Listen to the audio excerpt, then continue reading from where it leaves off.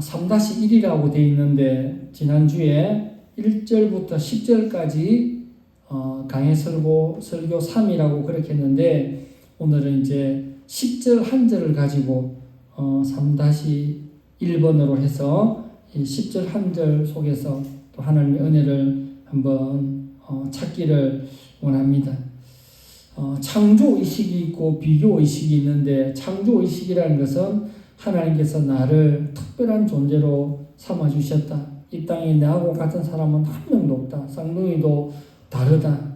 내가 없으면 하나님이 일이 안 된다라고 하나님께서 나를 특별하게 하나님께서 세워주시고 불러주신 그것을 기억하면서 살아가는 것이 창조의식이고 비교의식은 남과 비교하면서 비교의식하면 굉장히 피곤해집니다.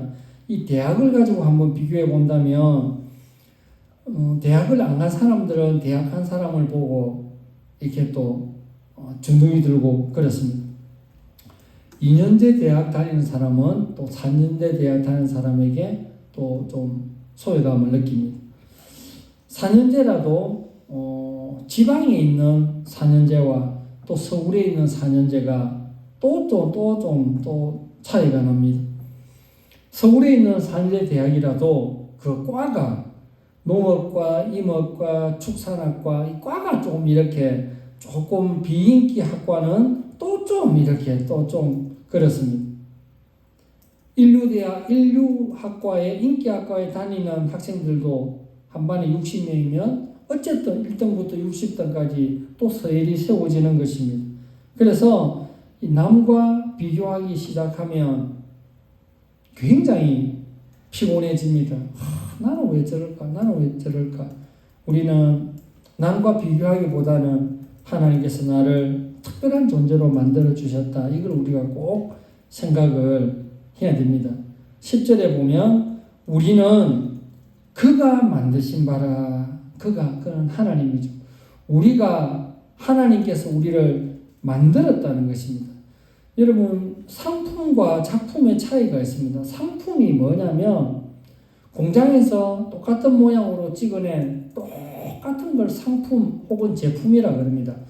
작품은 혼자 딱 하나밖에 없는 딱 그게 이제 작품이라는 것입니다. 하나님께서 우리 인간을 만드실 때에 상품과 제품으로 만들지 않고 우리는 하나님의 작품이라는 것입니다. 이걸 우리가 꼭 생각을 해야 됩니다. 그런데 우리는 그가 만드신 바라, 이 만드신 바라 이게 헬라어가 포이에마라고 되어 있는데 이 포이에마에서 영어의 시, 포임이 나왔습니다. 시가 영어로 포임이거든요. 그런데 이 포임은 시는 헬라어 작품 포에마에서 영어 단어 시가 나온 것입니다. 그러니까 우리가 중고등학교 때 국어 시간에 자, 시 하나 써봐라 그러면 머리를 싸맵니다.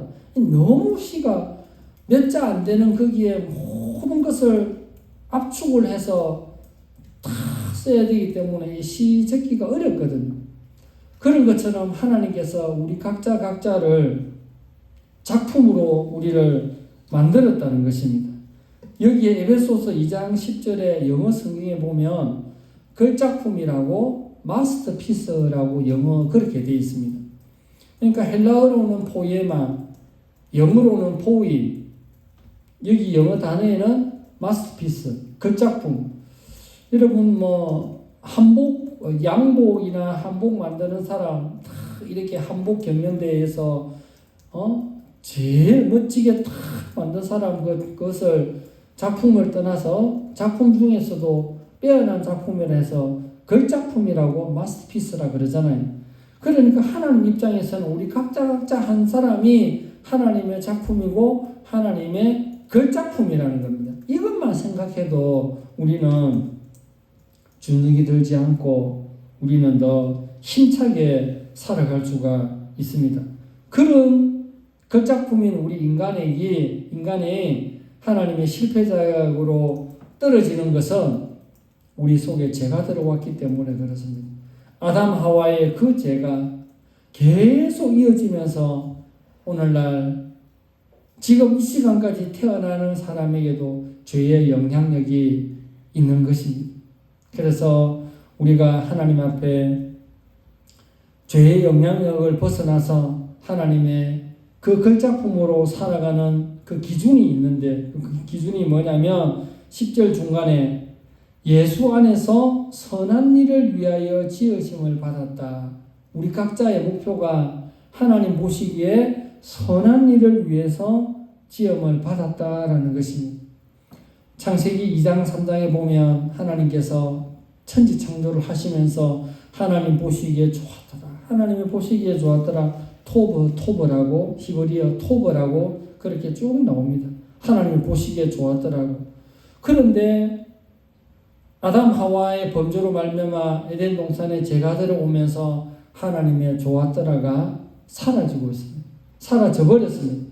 그런데 우리가 예수 믿고 나서 다시금 하나님 보시기에 좋았더라는 것을 우리가 회복시켜야 되는 것입니다. 나를 통해서 하나님께서 아담 하와가 이 땅에서 생육하고 번성해야 되는 그 소임을 잘 못했을 때 하나님 보시기에 안 좋았던 것처럼 하나님께서 우리를 각자 이 땅에 몇 년도에 이 땅에 태어나게 해 주셨는데 우리가 하나님의 그 귀하신 이 땅에 태어나게 된 그 목적, 선한 그 목적을 우리가 이루어 줘야 되는 것입니다.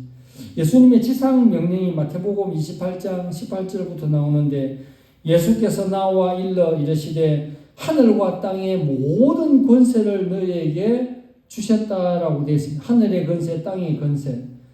하늘에는 누가 있었습니까? 에베소서 2장 2절에 보면 그때 너희가 그 가운데 행하여 이 세상 풍속을 쫓고 공중의 권세 잡은 자를 따랐으니 이렇게 되어 있습니다.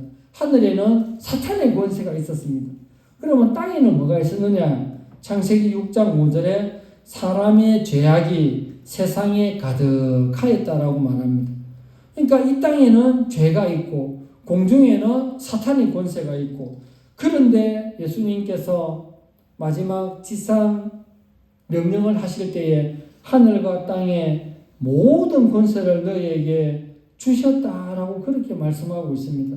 그렇기 때문에 우리는 아담 하와가 실패하였던 그것을 극을 삼아서 우리는 각자 우리에게 주어진 일에 있어서 하나님 앞에 최선을 다해서 하나님께서 나를 이 땅에 보내신 그 창조의 목적을 생각하면서 그 목적대로 살아간다면 하나님 보시기에 선한 그 일을 이루어 가는 것입니다. 고린도후서 5장 17절에 그런즉 누구든지 그리스도 안에 있으면은 새로운 피조물이라 이전 것은 지나갔으니 보라 새 것이 되었다라고 말씀합니다. 태어나면서부터 우리 인간은 죄인으로 태어났지만 예수 그리스도를 믿음으로 말미암아 우리가 거듭나고 새 사람이 되었고 이제 우리가 살아가는 목적은 하나님께서 우리를 부르신 그 부르심에 맞게끔 살아가는 것입니다.